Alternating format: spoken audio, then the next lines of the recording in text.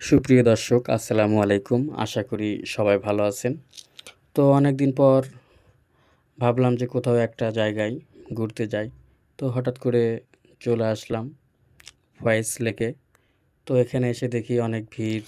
বাইরের খুবই সুন্দর পরিবেশ এবং খুবই সুন্দর জায়গা। ভিতরে না জানি কত সুন্দর।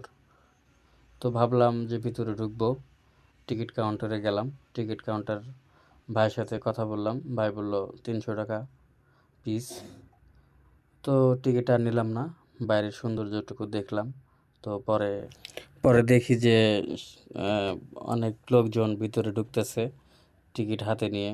তো সেখানে ২ জন মহিলা সিকিউরিটি আছে, তারা টিকিট হাতে নিচ্ছে।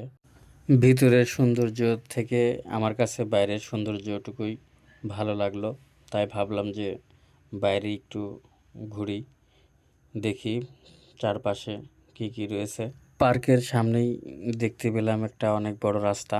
তো সেই রাস্তা দিয়ে অনেক গাড়ি চলতেছে। তো ভাবলাম যে এখানে না থেকে আমরা আমাদের গন্তব্যে চলে যাই। পরে সেখান থেকে আমরা চলে আসলাম। তো ধন্যবাদ সবাইকে। সবাই ভালো থাকবেন, সুস্থ থাকবেন। আসসালামু আলাইকুম। আল্লাহ হাফেজ।